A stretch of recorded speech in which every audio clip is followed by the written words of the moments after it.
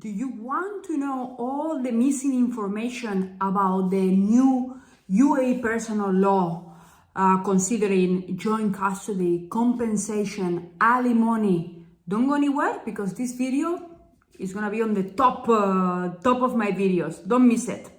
2 seconds and we come back.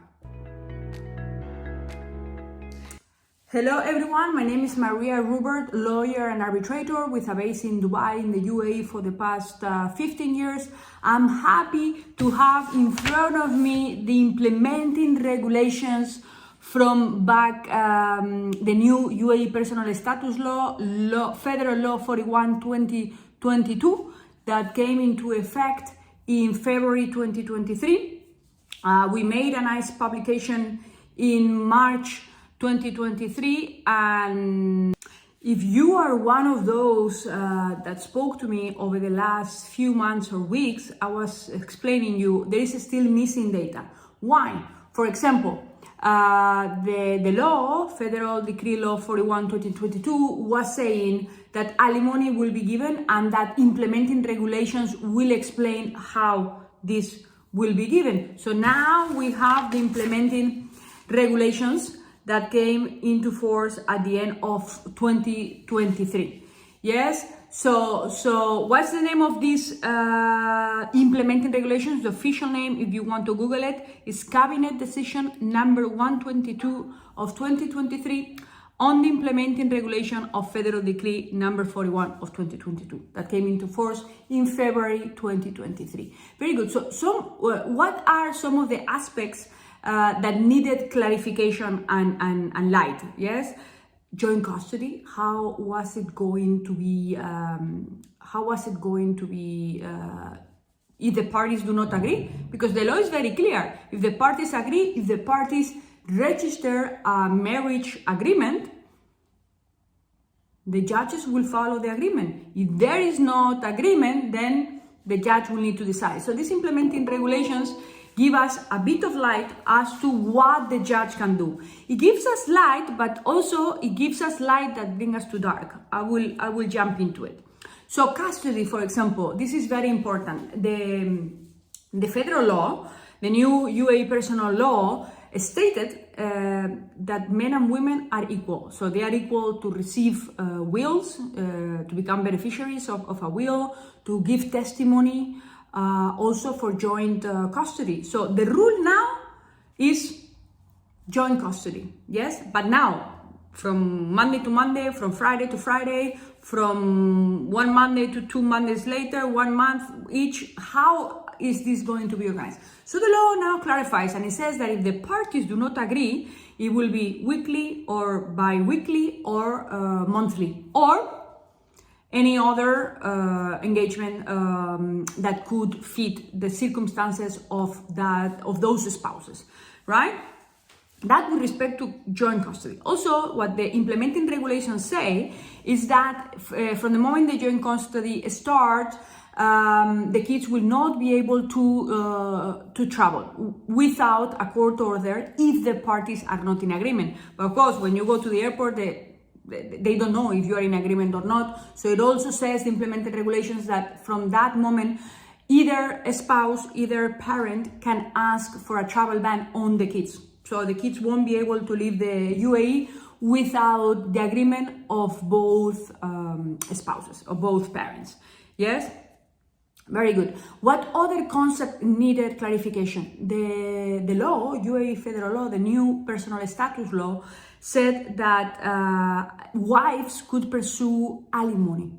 Before, the law didn't talk about wives' alimony. It talked about kids' alimony, yes?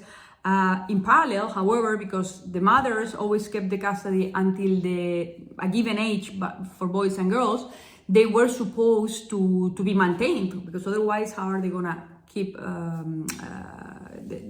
How are they gonna look after the kids, right? But now they can look for alimony, but the implemented regulations clarifies while the affairs of the marriage is settled. Why? Because the implemented regulations say that either a spouse, not only the wife, either a spouse can seek compensation. So if you're a man that has left everything for your wife has come to the UAE, has taken care of the family, and I know that those men exist, you could be pursuing compensation if you get divorced. And then what aspects is the judge going to be looking at in order to fix the amount of compensation? Is going to be looking at whether you have a pre-marriage agreement. Now, if you get married, the first articles of the implementing regulations deal precisely with this, with the civil marriage and the possibility to register the terms of the marriage. Yes, so they will be looking at those marriages. You could be bringing this agreement from abroad. If you got married abroad, they will be looking at that. You are to share all of your assets while the life of the marriage. You have split assets. All of this will be considered. Yes, but the implementing regulations do cover the aspects that will be addressed by the judge when deciding on the compensation for one judge or for one spouse or the other. Yes, so what are those terms? The years of marriage, and this the law was already saying, the total years of marriage, the extent to which the husband or the wife contributed to the divorce, compensation by either of the spouses to the other for any material or moral damage caused to them as a result of the divorce, the level of education, the age of the wife as the value of spousal support, yes, the extent of the wife's interest in taking care of the children or not, the husband's requirement that the wife doesn't work or not, the standard of living to which both the wife and the children were accustomed during the marriage period, the extent to which each spouse contributes to the other's wealth, the health conditions of both spouses, the wife's employment status and her ability to work, the number of children, their jobs, and the extent of their need for care, the financial dependence of either spouse, and any other criteria that the court may consider. What's interesting is that it talks about either spouse. The law was not 100% clear, and also it's interesting the next article, Article 7 of the implementing regulations, says that the cases will be, when the parties do not agree, will be given to a financial expert who will be the one looking at the financial affairs of the couple and deciding. And this was already happening. Even though we didn't have the implementing regulations, this is what the court was doing. They were referring the case to a financial expert. So it's very interesting to consider a settlement. At the end of the day, you are going to be living the lives of your family to a complete stranger. He could have a good day, he could have a bad day, he could have some opinions, he could have others. It shouldn't be like this. But as we say, lawyers and many clients don't understand, is a bad settlement. It tends to be better than a good judgment, yes, for many reasons, yes. Then what other aspects does the implementing regulations clarify? Clarifies the father's obligations. Absent contrary agreement, the father will continue to cover all the expenses that he covered during the marriage. Also will cover all the housing, yes, and the housing for the wife during the length of the joint custody. Yes. Also, it could also be covering home assistance, the help. Yes. To wrap up, the law starts. The implementing regulations start covering the conditions to register a civil marriage. Just a reminder, the federal law 41/2022 and the implementing regulations apply to non-Muslims. So it covers the start of the implementing regulations, cover the marriage conditions and bureaucracies of registering a marriage. And then the last provisions cover wills. Yes, and we were saying that the law already confirmed that the full equality of men and women, so daughters will be at the same level than sons when we deal with expatriates' wills. Yes, what other, to conclude, aspects does the implementing regulation? It talks about the figures of the executors.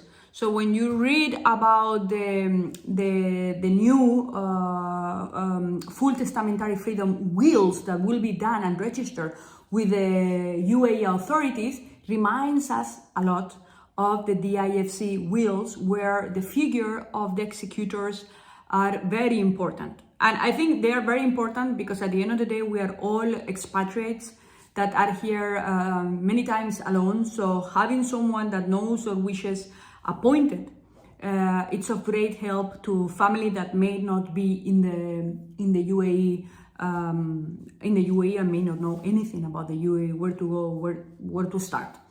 I hope that this video is been of help to give some greater shape to the prior video on the topic and publication on the topic.